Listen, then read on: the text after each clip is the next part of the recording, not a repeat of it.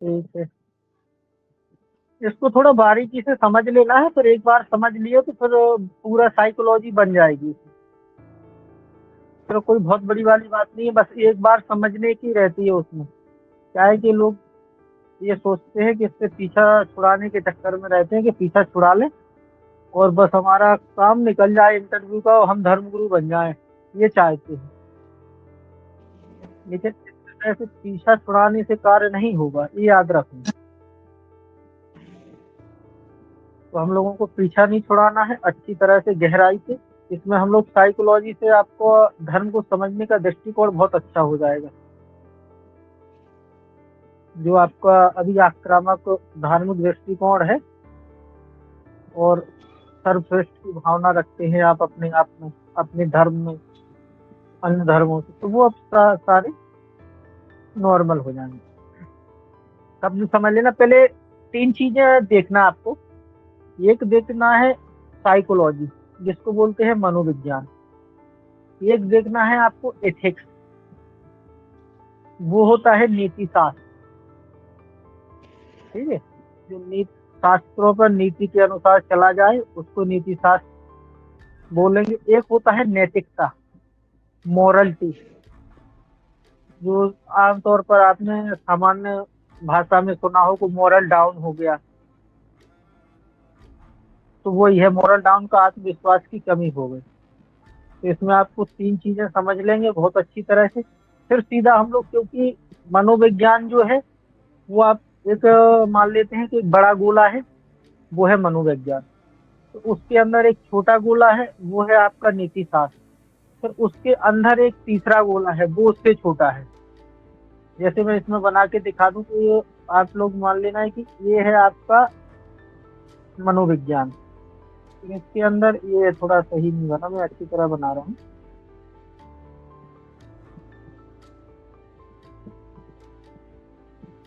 ये है आपका मनोविज्ञान, ठीक है। ये है आपका नीति शास्त्र, और ये जो है ये है आपकी नैतिकता। तीनों चीजें आ गई समझ में। तो हमारा जो यस मान लो। सबसे सूक्ष्म तत्व है वो है आपका नैतिकता। फिर उसके आगे चलेंगे हम लोग नीति शास्त्र के, फिर देखेंगे मनोविज्ञान। तो आपका मनोविज्ञान पर मनोवैज्ञानिक परीक्षण होता है धर्मगुरु में। और सबसे जो मानव जीवन में सबसे महत्वपूर्ण चीज है वो मनोवैज्ञानिक ही है, क्योंकि वो हर अवस्था में आपको परीक्षण करवाती है। चाहे आप अवचेतन मन हो, चाहे चेतन मन हो, किसी भी आपके दिमाग की अवस्था है वो सभी का परीक्षण करवाती है। इसलिए हमको तीनों को समझना है। फिर हम लोग केवल मनोविज्ञान पर चलेंगे। ये छोटा सा नैतिकता में आप लोग और इस नीति शास्त्र में फंस ना जाए, इसलिए पहली क्लास में हम लोग बेसिक समझ में इसको देखेंगे अच्छी तरह से। परिभाषा देख लेंगे पहले। मनोविज्ञान मानव मस्तिष्क, एक सेकंड, सॉरी मैं इसको नहीं, ये नहीं ले, हाँ। मनोविज्ञान मानव मस्तिष्क, व्यवहार, भावनाओं और विचारों का वैज्ञानिक अध्ययन। आपके अंदर जो भी आप व्यवहार करते हैं, आचरण करते हैं, जो भी आपके अंदर इमोशंस छुपे हुए हैं, जो भी आप सोचते हैं, जो आपके अंदर विचार हैं, इनका वैज्ञानिक तरीके से अध्ययन किया जाएगा। इसी का परीक्षण होता है वहाँ इंटरव्यू में। ठीक है, तो आपके व्यवहार का परीक्षण होता है, लेकिन प्रश्न जब बनेंगे जब समझ पाओगे कि अब हमारा व्यवहार कैसे चेक किया जा रहा है, फिर हमारी भावनाओं को कैसे निकाला जा रहा है। जैसे कोई इमोशनली आप भावनात्मक जैसे आप कमजोरी है, तो वो आपके कोई परिवार से कोई परिस्थिति रख दी जाती है कि आपका परिवार में कोई पत्नी या आपकी बहन या लड़की भाग जाती है किसी के साथ, तो ऐसी फिर भावनाओं का परीक्षण होता है कि ऐसा नहीं आप कमजोर तो नहीं है, तो इमोशनली फिर उसको अपना जितना भी संतुलन है दिमाग का वो छोड़ के वो फिर यहाँ दूसरे तरीके से जवाब दे। इनका सब है। इसका फोकस रहेगा व्यक्ति के आंतरिक और बाहरी व्यवहार, जैसे सोच, भावनाएं, प्रेरणा और सामाजिक अंतरक्रिया पर केंद्रित। ये मनोविज्ञान का आपका फोकस रहता है। सारा कुछ यही का खेल है। जो आपका व्यवहारिक अनुभव रहेगा, अभी तक जितनी आप लोगों ने ऐसे ग्रंथों का अध्ययन किया है, जो भी शिक्षा से जो आपने कोई व्यवहार किया है जीवन में बचपन से लेकर अभी तक, तो इन सब अनुभव के आधार पर चले गए थे। उद्देश्य यह समझना कि लोग क्यों और कैसे व्यवहार करते, क्यों और कैसे पर चले गए पूरे, और उनके मानसिक प्रक्रियाओं का विश्लेषण आपका होगा। उदाहरण, किसी व्यक्ति के तनाव के कारणों का अध्ययन करना या उसके निर्णय लेने का प्रक्रिया का विश्लेषण। ये दोनों ही चीजें हैं सबसे ज्यादा महत्वपूर्ण, और कुछ नहीं है। साइकोलॉजी में जो धर्मगुरु में है, आप तनाव का कारण समझना है वहां सैनिकों में, ठीक है। उनको अच्छी तरह से आपको मैनेजमेंट प्रबंधन करना है, अच्छी तरह से उसका सॉल्यूशन समाधान निकालना है, ठीक है। आपको तनाव परिस्थिति में, संकटकालीन विपरीत परिस्थिति में, चुनौतीपूर्ण परिस्थिति में कैसे निर्णय लेने में सक्षम होते, कितना बेहतर आप रास्ता खोज लेते, कितना बेहतर निर्णय ले लेते, इसी का विश्लेषण होगा, ठीक है। यह एक विज्ञान है जो तथ्यों, प्रयोगों और अवलोकन पर आधारित। ये चीजें देख लेना, ये हवाई बातों पर नहीं है। आपको वहां तथ्य बताने पड़ेंगे कि मैंने निर्णय लिया तो इस तरीके से लिया है और इसका प्रभाव ऐसे सकारात्मक होगा। आपका जो प्रयोगों के आधार पर आपका जैसे कोई अनुभव, किसी का आप वो मान लेते हैं आप स्वतंत्रता संग्राम सेनानी का, या आपकी नजर में और कोई ऐसा है व्यक्ति धार्मिक हुआ हो, या आप स्वयं जो आपने ऐसा कभी प्रयोग किया हो, एक्सपेरिमेंट किया हो, उसका आप परिणाम बता सकते हैं। एक होगा आपका अवलोकन, मतलब एनालिसिस, ठीक है। तो आपसे उस अवलोकन के आधार पर ये सारी चीजें मनोविज्ञान में देखी जाती है। मतलब एक रियलिटी चीज है मनोविज्ञान। नैतिकता और ये नीति शास्त्र तो हवाई अभी सिद्धांतों पर आएगी, हमारे धार्मिक नियमों पर आएंगे, लेकिन जो मनोवैज्ञानिक परीक्षण है वो रियलिटी पर होगा, वास्तविकता पर, यथार्थ पर। इसलिए ये मनोवैज्ञानिक परीक्षण रखा जाता है। कहीं कहीं अन्य परीक्षाओं में तो एथिक्स का रोल है, तो वो एक अलग चीज हो जाती है। उसमें आपका मानसिक परीक्षण ये नहीं है, उसमें केवल आप नैतिकता के आधार पर सही गलत क्या है उस पर ले लीजिए। आप सही गलत के साथ यहाँ आपको परिस्थिति बस आपको निर्णय लेना है। अब समझ लेना है कि जो आपके आईएएस, पीसीएस और एसडीएम बनते हैं, इनसे स्तर आपका बहुत ऊंचा है इंटरव्यू के संबंध में, क्योंकि यहाँ पर आपका दृष्टिकोण संवैधानिक तौर पर भी होना चाहिए। वहाँ केवल उनको प्रशासनिक और संवैधानिक रहना चाहिए, आपको यहाँ पर सारी चीजें देखना है, संवैधानिक भी देखना है, प्रशासनिक और व्यवस्था भी देखनी है, कहीं ड्यूटी लगती है आपकी, समाज भी देखना है, सीमा सुरक्षा भी देखनी है, बाहरी युद्ध का सामना भी करना है। यहाँ पर आप उनके स्तर से बहुत ऊंचे हैं।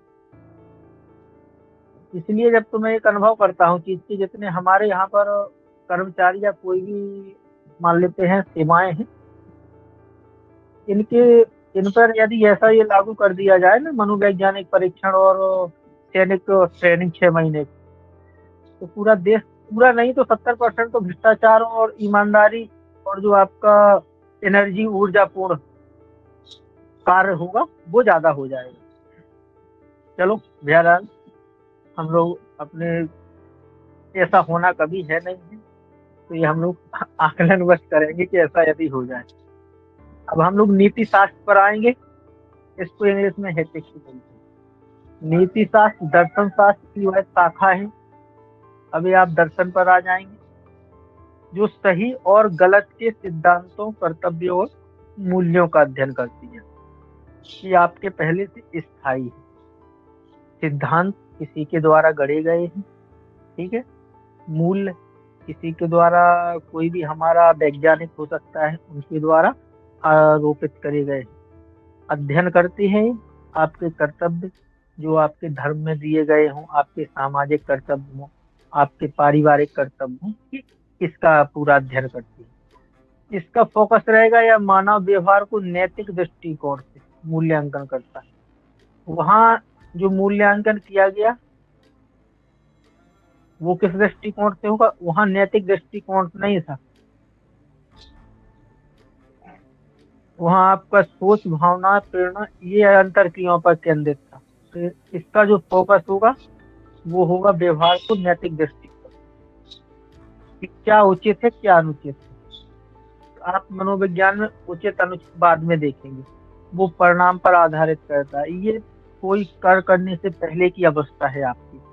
यहाँ आपको सिद्धांतों को, नियमों को, परंपराओं को ध्यान में रखना है कि अच्छा ये उचित है या अनुचित है, हमारे द्वारा जो व्यवहार किया जाना। अच्छी तरह से थोड़ा समझ लेना, इसको ज्यादा हाइपर मत ले लेना। फिर आप लोग सोचे कि ये क्या, पता नहीं है क्या चल रहा है। इसका उद्देश्य यह तय करने के लिए मदद करता है कि किसी स्थिति में क्या करना सही होगा। ये आप सिद्धांतों के आधार पर, नियमों के आधार पर चलेंगे। उदाहरण, क्या गोपनीय जानकारी साझा करना नैतिकता है या नैतिक है, या किसी कंपनी के लाभ के लिए पर्यावरण को नुकसान पहुंचाना। अब ये दोनों चीजें बहुत खतरनाक फंसा दी। देखिए, गोपनीय जानकारी साझा करना ये नैतिक बिल्कुल नहीं है, ठीक है। और किसी कंपनी को लाभ के लिए पर्यावरण को नुकसान पहुंचाना ये भी बिल्कुल नैतिक नहीं है, क्योंकि हमारे देश, हमारे समाज पर बहुत इसका नकारात्मक प्रभाव पड़ेगा आने वाली पीढ़ी पर। तो इसको आप सही गलत के तौर पर, उचित अनुचित के तौर पर देखते हैं। यह दार्शनिक और तर्क संगत विश्लेषण है। यहाँ तर्कों पर बात हुई, वहां तथ्यों पर बात हुई, ठीक है। तथ्य आपको पेश करने होते हैं, और तर्क केवल आप विचारों से, मुंह से, दर्शन और नियम आधारित ये सिद्धांतों से रखेंगे सामने, ठीक है। अब आएगा आपका मोरलिटी, ये नैतिकता। तीनों चीजें आप एक बार समझ लेंगे तो अच्छी तरह से क्या जरूरत है, उसके आधार पर अब वर्तमान के जितने भी इशू हो रहे हैं, मुद्दे हो रहे हैं, क्या कहीं घटना घटित हुई, उसको ऐसा करना चाहिए था, नहीं करना चाहिए था, वो चीजें अलग होंगी। फिर वहां से आप समझने लगेंगे अच्छी तरह, और फिर कोई भी प्रश्न बनेगा किसी के साथ, आप बेहतर उत्तर देने लगेंगे। नैतिकता व्यक्तिगत या सामाजिक मूल्यों, विश्वासों और नियमों को समूह है जो सही और गलत के बीच अंतर करने में मदद करता है। सामाजिक मूल्य, विश्वास, विश्वास का मतलब आप जिस धर्म को मानते हैं, ठीक है। नियम का समूह है जो सही और गलत के बीच अंतर करने में मदद करता है। ये इसका सूक्ष्म रूप है, और इसका जो बृहद रूप है वो एथिक्स हम लोग देखते हैं। यह व्यक्तियों या समुदायों के व्यवहार और विश्वासों को निर्देशित करती है, इसका जो फोकस रहता है। उद्देश्य यह सामाजिक व्यवहार को नियंत्रित करने और सामंजस्य बनाए रखने में मदद करती है। ये भी आपके लिए जरूरी है नैतिकता, क्योंकि आप सर्वधर्म समभाव और सेना में जा रहे हो, तो ये सारी चीजें आपको सामंजस्य बनाना है, और धर्म गुरु बनोगे, ठीक है। जो आपका व्यवहार है सामाजिक, जातिगत लोग बाग तनाव पैदा कर रहे हैं, क्षेत्रीय भाषा, तो इसमें आपको कंट्रोलिंग करनी है। तो ये आपका नैतिकता भी आपके अंदर गुण होना चाहिए। जैसे चोरी करना गलत है, क्योंकि यह सामाजिक नैतिकता के खिलाफ है। देखिए, कहीं जैसे हमारे कानूनी प्रक्रिया के भी खिलाफ है, लेकिन सबसे बड़ा तो हमारी सामाजिक नैतिकता के खिलाफ है। तो मान लेते हैं कि आप किसी मंदिर में धर्म गुरु बन गए हैं, और मंदिर की पूजा पाठ आपके हवाले है, वहां की दान पेटी कोई सैनिक लेके भाग जाता है, तब पंडित जी आपका क्या कदम होगा या क्या व्यवहार होगा? उस परिस्थिति में आप क्या कर सकते हैं? गुरुजी प्रश्न एक बार दोबारे। आप धर्म गुरु बन गए हैं, मंदिर में पूजा पाठ करते हैं, एक सैनिक आपकी वो दान पेटी के पैसे वाली लेके भाग जाता है, अब उस स्थिति में क्या करेंगे?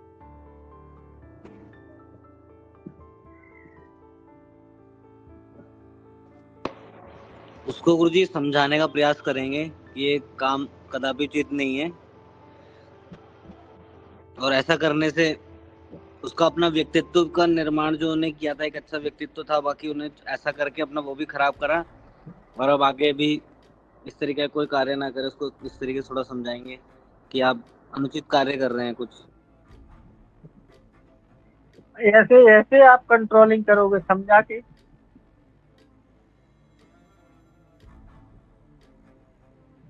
फिर गुरुजी डांटने की, मारने की छूट तो होगी नहीं। अरे नहीं, क्यों नहीं होती है कार्रवाई? तुरंत सपोर्ट करो कार्रवाई के, यदि कोई अनुशासन तोड़ता है। ये तो पहले होना चाहिए। नहीं तो फिर आप गलत संदेश देंगे सेना में से। एक को आपने सहानुभूति दिखा दी, समर्थन कर दिया कि चलो माफ कर दिया, कल दूसरा सैनिक यही साहस करेगा तो फिर तो और समस्या हो जाएगी। श्रीमान जी, सबसे पहले तो उससे मिलना चाहूंगा। अब कोई चोर चोरी करके भागेगा तो अब फिर वहां आपको मिलेगा कैसे? श्रीमान जी, वो हमारा सैनिक है और वो सैनिक दायरे के रहेंगे, तो सबसे पहले उसको उससे पूछेंगे, उसकी परिस्थिति का पता लगाएंगे कि आपने तरवश से आपने चोरी की, उसके सिद्धांत बातों को पहले से मान जी। और अगर वो किसी लालच, किसी लोभ में या किसी उद्देश्य के साथ ऐसा गलत काम किया है, तो श्रीमान जी उसके साथ उचित कार्रवाई करनी चाहिए, ताकि दोबारा से ऐसी गलती ना करे। उचित कार्रवाई का समर्थन कर देना। उचित कार्रवाई का मतलब ये होता है, पहले एक दिमाग में रख लेना, कभी भी मैं बोलूं कि उचित कार्रवाई करना है कि आप प्यार से समझाने से लेकर अंततः मृत्यु दंड, ये होती है उचित कार्रवाई। तो मतलब जिस परिस्थिति का जैसा आपका गुनाह हो, जैसा अपराध हो, उसी के हिसाब से आपके साथ कार्रवाई की जाएगी। इसमें कोई माफी जी नहीं है। हाँ, उसके बाद आपको, आपने अनुशासन तोड़ा है, उसके बाद फिर मैं परामर्श सत्र आयोजन करूंगा कि फिर आपको आध्यात्मिकता, राष्ट्रीय मूल्यों के तरीके से और अन्य तरीके से आप लोगों को सही रास्ते पर लाने, और इसका सब जो गलत हमारा परिणाम है उसका सब बताते हुए आपको सही रास्ते पर लाओ। लेकिन पहले तो कारण जान के सीधे कार्रवाई करेंगे। ठीक है? तो अब सैनिक कोई भागता है तो पहले देख लेना है कि उसको पैसे की कमी है,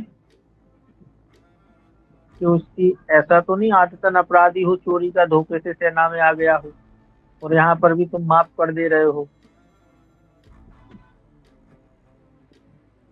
स्थिति हो सकती है ना ऐसी। अभी गुरुजी मेरे साथ मतलब यही घटना मतलब घटित हुई थी कुछ। मेरी ठीक बाइक है, चुरा अभी ली गई। हमारे साथ तो अब ऐसा तो छोटी मोटी चीजें हैं, हमारा बहुत बड़ा देश है, तो बड़े बड़े देशों में छोटी घटना है, ये सामान्य बात है, नहीं इतना मत लिया गुरुजी, करो। मैं उस चोर को पकड़ के गुरुजी प्रशासन के हवाले करके अब 3 महीने की जेल निर्धारित वो होगी इसको। तो उसका जान लेना था कि भाई क्या क्या मजबूरी हो गई थी बाइक पर चुराने का। नहीं गुरुजी, मैंने पहले मतलब मेरे प्रयास जो था मैंने यही किया था। मैंने जब अपनी एफआईआर करवाई तो प्रशासन की, आपको पता है पुलिस तो खैर कुछ करने के काबिल है या नहीं वो तो अलग मैटर है, मगर फिर मैंने उसके मतलब जैसे मेरे को धीरे धीरे धीरे धीरे पता चला कि भैया उसने चुराई है, तो मैं उसके घर गया। मैंने कहा ऐसे क्या बात है भाई, तेरे को ऐसी क्या मजबूरी है, मेरे से पैसे ले ले, तेरे को अगर जरूरत है तो मेरे से पैसे ले ले, मगर मेरी जो चीज़ तूने चुराई है वो मेरे को वापस करो। तो ऐसे से करके खैर बहुत दिनों बाद गुरुजी मेरे चोरी होने के ठीक जिस दिन 13वां दिन था, उस दिन मेरी बाइक मेरे को वहाँ पे उपस्थित हो गई, जहाँ पे उसने बताया कि बरामद हुई कि वहाँ पे आपकी बाइक, मैंने वहाँ मेरे को इस चीज़ की ज़रूरत थी, मैंने इसलिए वहाँ पे आपकी बाइक चुरा के उसमें ये पार्ट निकाल के और वहाँ पर खड़ी कर दिया। फिर मैंने प्रशासन को फ़ोन किया, फिर प्रशासन में से कुछ पुलिस वालों गए वहाँ पे, उन्होंने बाइक बरामद की। उसके बाद उसको मैंने कहा कोई बात नहीं, उचित कार्रवाई हुई फिर गुरुजी इस पे। अब सिद्धांत देख लेंगे हम लोग, व्यवहारवादी सिद्धांत। यदि आप इस कार्रवाई का समर्थन ना करते हो, भावनात्मक रूप से बह जाते, तो उसमें फिर आप कमजोर पड़ जाते। फिर ऐसी स्थिति में आप सेना को कमजोर करने लगेंगे। इसलिए आपको कार्रवाई का समर्थन करना। समझ रहे हो ना सभी लोग? परिस्थितियां यही हैं साइकोलॉजी की, वहां कुछ अलग नहीं होता है, यही सारा कुछ है जो मैं आपको पढ़ाऊंगा, इसी के अंडर में रहेंगे। हो सकता है कि उनको भी इतना ज्ञान ना हो जितना यहाँ पढ़ाया जाए, तो वो इतना भ्रमित नहीं होना कि यहाँ तो हम लोग बहुत बड़े ज्ञानी बन के आए हैं और ये तो बहुत छोटी चीजें पूछ रहे हैं। ये तो हम, तो ऐसा नहीं कि इससे फिर उसमें डूब जाओ अहंकार में, और फिर जो छोटी चीजें हैं वो बता ना पाओ, बड़ी बड़ी चीजें सीख के जाओ। ठीक है, जल्दी जल्दी करेंगे हम लोग। हमारा जो व्यवहारिक सिद्धांत है, ये व्यवहार पर्यावरणीय उत्तेजनाओं और उनसे मिलने वाली प्रतिक्रियाओं, स्टिमुली और रिस्पॉन्स का परिणाम है। व्यवहारिक है ये, ठीक है। जो आप उत्तेजित होते हैं कोई घटना को लेकर और जो प्रतिक्रिया करते हैं उसका परिणाम है व्यवहारिक।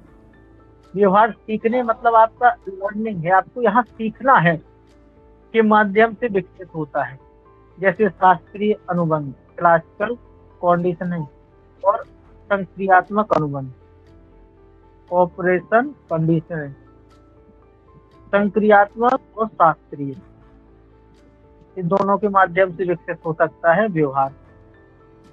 उदाहरण पावलोव का कुत्ते का प्रयोग, शास्त्रीय अनुबंध, और स्किनर का पुरस्कार दंड सिद्धांत, ये संक्रियात्मक।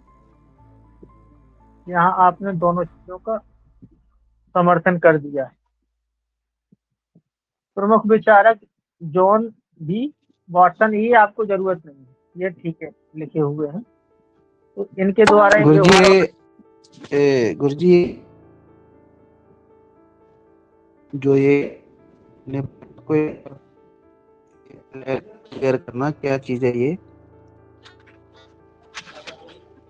ये एक है क्लासिकल, एक है संक्रियात्मक। संक्रियात्मक का मतलब यह है कि आप व्यवहार में रहते हुए कोई व्यवहार करेंगे, जैसी परिस्थिति है जैसे आप संक्रिया करेंगे या प्रतिक्रिया रिस्पॉन्स करेंगे, ठीक है। और एक है क्लासिकल। क्लासिकल का मतलब होता है आप वो विशेष परिस्थिति में, जैसा आपका यथार्थवादी दृष्टिकोण हुआ या आचरण हुआ, ठीक है। अब आपका दूसरा होगा मनोविश्लेषणात्मक सिद्धांत।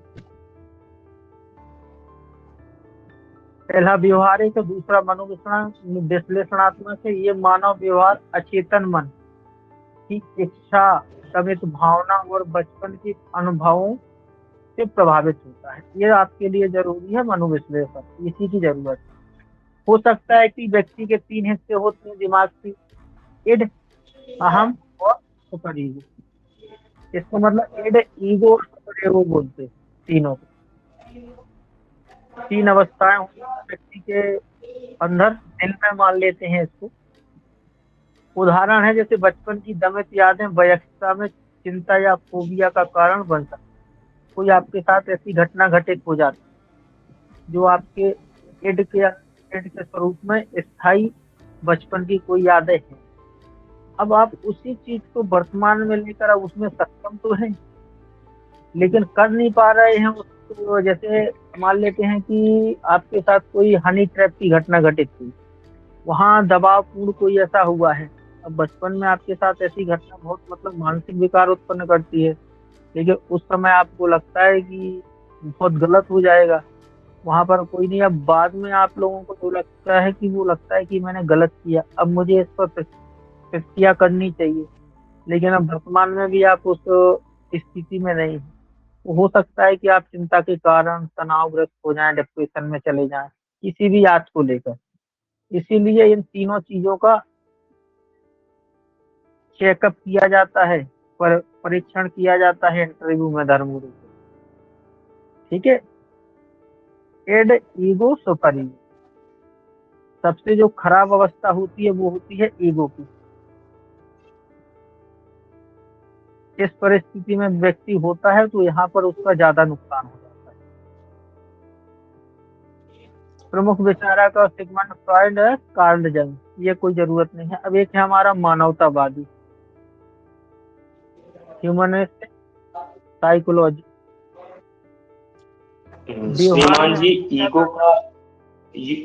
श्रीमान जी ईगो का शाब्दिक अर्थ है अहंकार। अहंकार, घमंड, और प्राउड का है गर्व। तो ये गर्व करने वाली अलग चीज होती है, अहंकार करने वाली। अहंकार एक आपका नकारात्मक हो गया, गर्व एक सकारात्मक पक्ष हो गया। तो उसके लिए हम लोग प्राउड का करते हैं उपयोग, यहाँ हम लोग ईगो का करते हैं, ठीक है। मुख्य विचार मनुष्य स्वाभाविक रूप से अच्छा होता है और आत्म साक्षात्कार की ओर अग्रसर होता है। तो मानवतावादी सिद्धांत आपको इसलिए रखना है, आप पूर्वाग्रह के कहीं पर भी शिकार नहीं होंगे, इसलिए क्योंकि मानव हमेशा से ही अच्छा होता है। इसलिए आप लोग किसी एक घटना के, किसी एक व्यक्ति, किसी एक समुदाय, किसी एक जाति के लोगों के आधार पर आप पूरी ना तो जाति को दोषी ठहराएंगे, ना पूरी मतलब पूरी जाति के, ना किसी धर्म के लोगों को, ना किसी क्षेत्र के लोगों को। ठीक है, वो उनका व्यक्तिगत व्यवहार हो सकता है, सभी व्यक्ति अच्छे होते हैं। समस्या क्या हो जाती है कि आपको उस समय वर्तमान में कैसा परिवरिश हुई है, आपका कैसा वातावरण में आपका जीवन गुजरा है, उसके अंदर सदैव कितना भी बड़ा अपराधी व्यक्ति हो, एक अच्छा मनुष्य छुपा रहता है। बस उसको उस परिस्थिति में समझने वाला और निकालने वाला व्यक्ति हो चाहिए। इसका सिद्धांत है व्यक्तिगत विकास और स्वतंत्र इच्छाओं पर जोर, साथ ही व्यक्ति की भावनाओं और जरूरतों को समझना। आप सभी का सम्मान करेंगे, सभी की भावनाओं का करेंगे। ठीक है, किसकी क्या अपनी भौतिक जरूरत है, किसकी क्या आध्यात्मिक जरूरत है, उसको आप समर्थन करेंगे। ये आपको सेना में करना पड़ेगा। तो मानवतावादी भी सिद्धांत आपका होना चाहिए। सबसे बड़ा तो मानवतावादी ही होना चाहिए, धार्मिक सिद्धांत बाद में आएगा। पहले आप मानव होंगे, उसके बाद धर्म, आपको धर्म की घुट्टी पिलाई जाएगी कि आप हिंदू हैं, मुस्लिम हैं, क्या है। ठीक है, उदाहरण है मास्लो की आवश्यकता, इसमें कोई हम लोग अब्राहम कार्ल रोजर्स ये नहीं है, एक आपकी संज्ञानात्मक कॉग्निटिव साइकोलॉजी है। इसका मुख्य व्यवहार विचार प्रक्रियाओं जैसे धारणा, स्मृति और समस्या समाधान से प्रभावित होता है। अब आपकी क्या धारणा बनाई गई है, हो सकता है सामाजिक धारणा बनाई गई, धार्मिक धारणा बनाई गई, जरूरी नहीं है कि वो सही हो गलत हो, कुछ भी हो सकता है। आपके अंदर आप स्मृतियों को, सही को अपने दिमाग में स्थायी तौर पर रख पाते हैं, या कुछ गलत चीजें हैं वो विस्मृति के रूप में निकाल देते हैं। आप समस्या का समाधान कर पाते हैं बेहतर। इन सारी चीजों से आपका कॉग्निटिव साइकोलॉजी प्रभावित होता है। तो इसका सिद्धांत है लोग सूचनाओं को संसाधित करते हैं और उनके आधार पर निर्णय लेते हैं। इसका मतलब है कि आप इन सारे सिद्धांतों का विश्लेषण करेंगे, नियमों का विश्लेषण करेंगे, और उसके आधार पर आप निर्णय लेंगे कि जो आपकी मान लेते हैं जो हिंदू विधि नियम कानून है, क्या नाम निकल रहा है, मनुस्मृति, तो आप उसको अब सीधा यहाँ लागू नहीं करेंगे, अब उनकी वो सारे नियमों को संसाधित करेंगे, मतलब प्रोसेसिंग। फिर आप उसके आधार पर आप सही वर्तमान में लागू करके वो निर्णय लेंगे। कुछ लोग जबरदस्ती, अन्य समाज के लोग जो, उनका मानना है कि मनु ब्राह्मण थे, उन्हें लिखे हुए हैं नियम, लेकिन उसको आधार बनाते हुए वर्तमान समाज में हमारा भेदभाव कर रहे हैं, बाकी ऐसा कुछ है नहीं है। तो हमको वही ऐसे जो भी चीजें करें तो उनको बच्चा समझकर वो व्यवहार करना है, कि वो बच्चे हैं, उनको समझ नहीं। साइकोलॉजी का यही एक मुख्य नियम है। आपसे कोई भी कितनी भी उत्तेजना वाली बात हो जाए कि वहां पर मर्डर भी हो जा सकता है, पर बच्चे हैं, उनको समझाने की जरूरत है। और इसका जो मुख्य उद्देश्य आचरण है ऐसा नहीं है, ऐसा है। हालांकि उनको समय पर सही शिक्षा ना मिल पाई हो, ठीक है, उनको जागरूकता की जरूरत है, साथ में प्रशिक्षण, ये सब चीजें हैं, तो वो बेहतर कर सकते हैं जीवन में। तो ज्यादा उत्तेजित नहीं होना पड़ता है, मनोवैज्ञानिक यही सारी चीजें हैं। आप लोग यदि हो जाते हो, मैं तो अब पूरे जीवन मेरा निकल रहा है, कोई भी घटना घटित होती है मैं सामान्य तौर पर देखता हूँ कि मानव की प्रवृत्ति है, और मानव कभी कभी आक्रामक, कभी कभी दयनीय या करुणा भरा व्यवहार करता है, लेकिन वो परिस्थिति को हमको आकलन करना चाहिए, फिर उसके अनुसार सुधार का कार्य करना चाहिए, ना कि दोषी ठहराते रहो, आरोप लगाते रहो, उसका समाधान की ओर बढ़ना है। ठीक है, संज्ञानात्मक व्यवहार चिकित्सा, ये आपकी कॉग्निटिव बिहेवियर ट्रीटमेंट सैनिकों में दिया जाता है जब वो युद्ध से बाहर आते हैं, हताहत हो जाते हैं, जब इस प्रक्रिया का सीबीटी का उपयोग किया जाता है। ठीक है। नकारात्मक विचार पैटर्न को बदलने में केंद्रित, ये आपकी जो थेरेपी होगी, ये आपको जो नकारात्मक विचार आएंगे उसको बदलने की इसमें शक्ति होती है।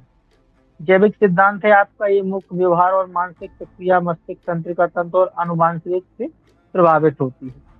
ऐसा हो सकता है कि आपका जो बॉडी स्ट्रक्चर है, जो बनावट है, ठीक है, आपकी जो आनुवंशिकी है, छोटे छोटे गुण उससे भी आपके प्रभावित हो सकते हैं। तो ये आप लोगों ने पांचों सिद्धांत हमारे देख लिए हैं।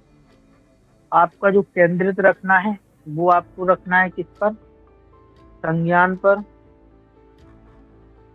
और आपका मानवतावादी, और इसके अलावा आपको मनोविश्लेषणात्मक। इन सिद्धांतों पर विशेष गौर, अच्छी तरह से थोड़ा एक एक शब्द समझ लेना, तीनों चीजें। ठीक है। मनोविज्ञान क्या है, हम लोग अध्ययन करेंगे जो हमारी जरूरत है वर्तमान की सेना में, वो जरूरत है आपकी मनोविज्ञान की। तो मनोविज्ञान एक बृहद रूप है परीक्षण करने का मानव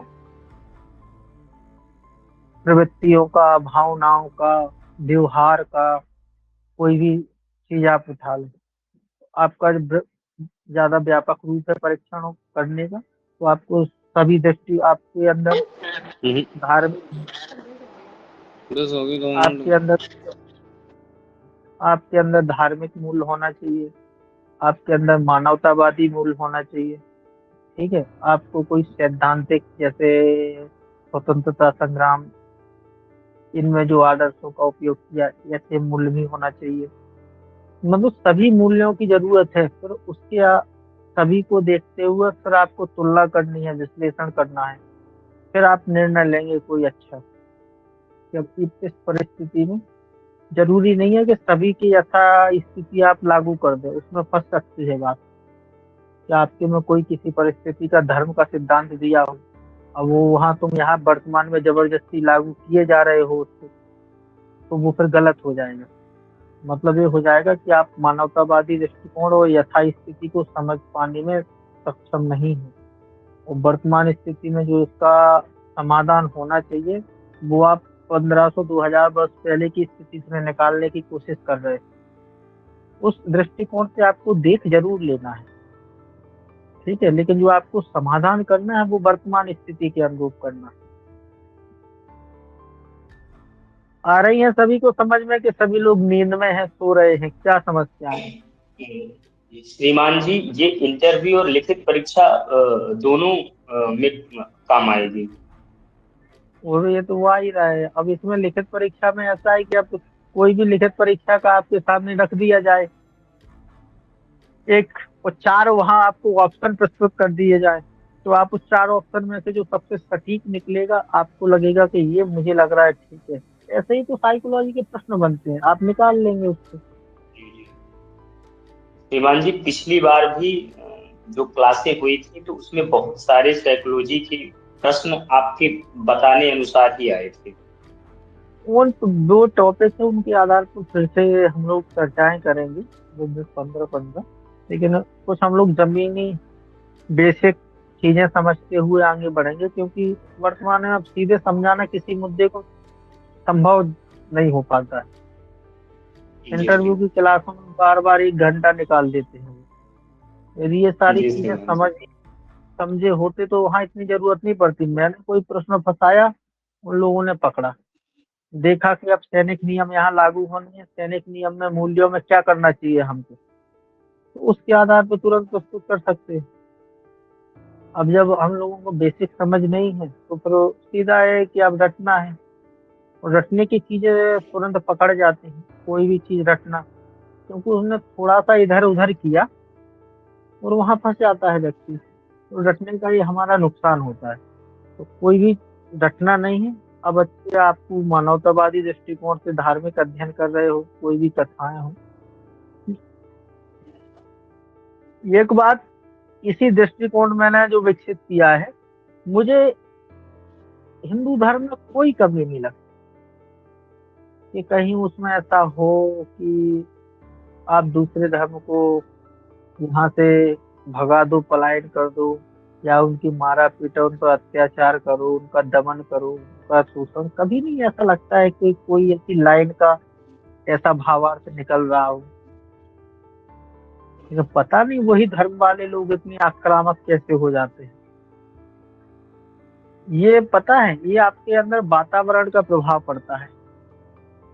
आपके बिल्कुल। क्रोनोलॉजी फोबिया बनाई जाती है दिमाग। जी, ये जो एक क्लास होती है, पॉलिटिकल क्लास, वो समाज और जो सक्षम नहीं होते वो ऑब्जॉर्व कर लेते हैं और जल्दी फंस जाते हैं। तो मेरे हिसाब से इस वजह से जो मतलब कोई भी धर्म ऐसा नहीं सिखाता भी आप किसी को या किसी को, है ना। अरे ठीक है यार, पहली बात ये छोड़िए। हाँ, कोई धर्म सिखाता है, मान लेते, लेकिन हमारा जो भारत में लागू संविधान है पंथ निरपेक्ष है, और हमारा जो राष्ट्रीय धर्म है वो अनेकता में या विविधता में एकता है, सर्वधर्म समभाव वाला दृष्टि। मान लेते हैं कोई धर्म सिखाता भी है, लेकिन हमको धर्म के आधार पर बाद में राष्ट्रीय धर्म पर ज्यादा, इस पर ज्यादा फोकस करना। तो कभी भी सैनिक धर्मगुरु का कोई इंटरव्यू कोई देने जाए तो केंद्रीयता रखना आपको राष्ट्रीयता की, ना कि कोई धार्मिकता की।